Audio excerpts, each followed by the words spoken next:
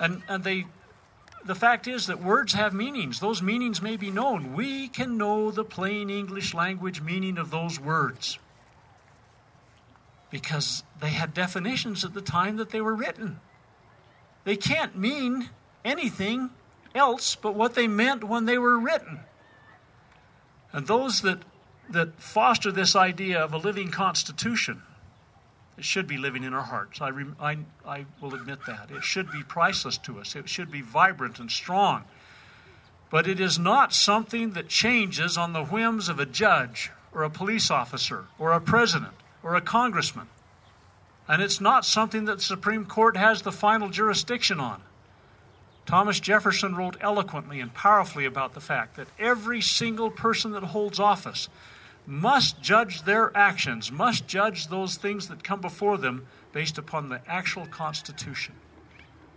And in fact, he warned us that someday, if we let this lie, that the courts have the final say on constitutionality, grow, we would find it corrupted to the point that we would be on the verge of losing it. He said the judges were no more honest than anyone else.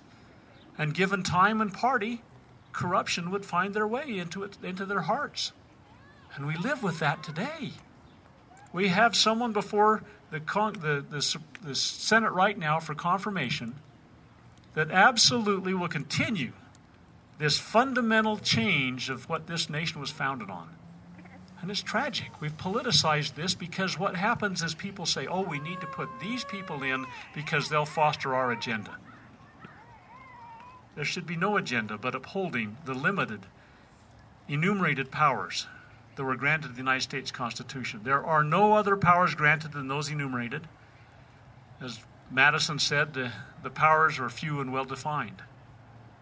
And we must return to that, or else we are going to continue to lose this nation. I'll give you an example. And again, I told some that I'd leave time for questions, and maybe I better leave more time than less, because I don't want to just have you hear what I want to hear, what I'd like to say, but I'd like to have you hear what you need to have answered. But I'll just give you an example.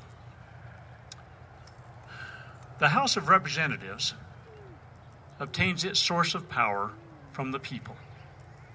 Originally, the United States Senate obtained its source of power from the states. They were the states' representatives at the national level. The state legislators appointed the senators to the United States Senate.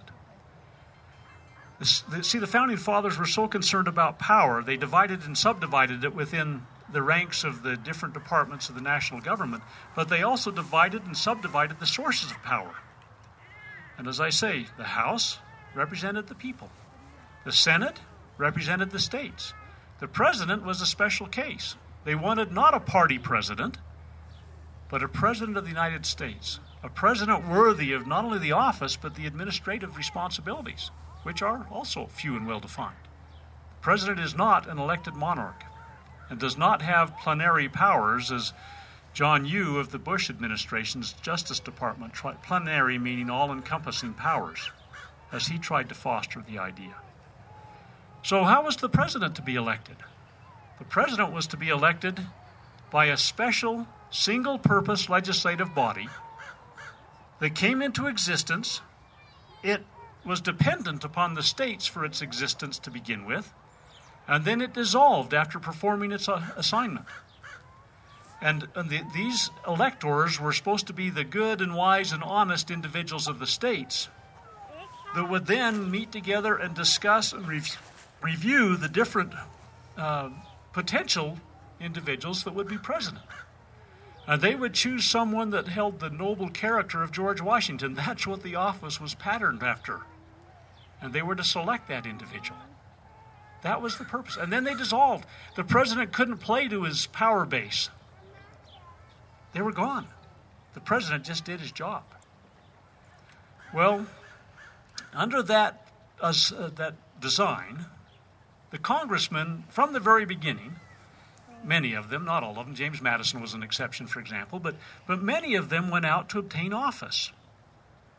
These are the ones that go for 2 years. House of Representatives. By the way, the reason they assign, it's so interesting. We could spend hours talking about these things, but let me just tell you. They considered power to be something that was so tempting to be misused that they did an inverse relationship between power and the length of time they held office. So the House of Representatives was given a 2-year assignment. Why? They have the power of the purse. That's where all the bills regarding money start. And they had the power of the people behind them. The people can be an extremely motivating force. So they gave them a 2-year office. Senators, on the other hand, they represented just the states. They didn't have near the power, so they had 6 years. No use to go into the whole detail about this, but the fact of the matter is, because the House represented the people, they campaigned in a very unique way. It's been used throughout history by those who want office. They went to the people and they said, "What do you want? Select me. I will make sure you get it." In years past, in the Roman days or wherever, the Roman that wanted the vote took the coins out of his pocket. But what happened in America was that they could take the money out of the public treasury to fulfill their promises. So the House of Representatives candidates went out and they were buying their votes, or were attempting to buy votes anyway, by making promises to those that would vote for them. You select me, I will see you get this. What do you want? Okay, here, I'll make sure to do that when I get there. You want this? Okay, I'll make sure to do that when I get there. And consequently, they were elected because the people said, "I want this." Well, once they got back in Washington, all the guys had been elected that way. And so oh man, how am I going to hold office if I don't fulfill my promises? So they got talking among themselves, and they'd say, "Wow, you made promises too. I'll help you get yours if you'll help me get mine." And this crowd of people that wanted to hold the power grew to a majority, and they passed all of their sweet deals that they had promised to the people back home. That bill then had to go to the Senate. The Senate were representatives of the states. Now, the way the taxing structure was originally set up was that if there wasn't enough money that came in, and most of it was to come in through import duties and taxes.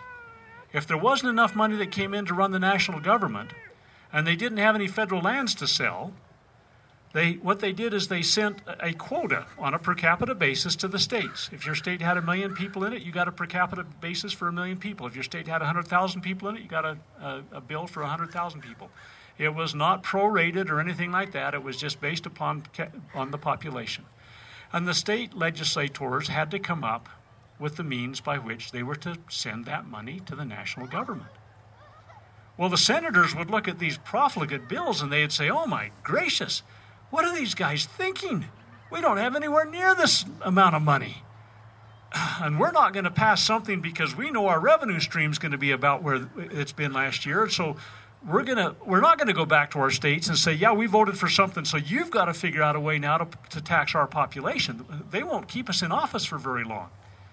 So with that check and that balance, the senators ripped out the things that were not right. And then they'd pass it and they'd send it back to the House to get it finished up, and they'd say to the House, "You put them back in, we'll rip them out again. We're going nowhere with this."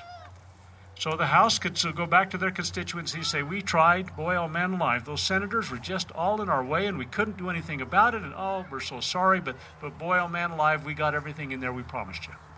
It just didn't pass the Senate. Well, what effect did this have on the budget? The budget of the United States, if we look on a debt basis, on a per capita basis,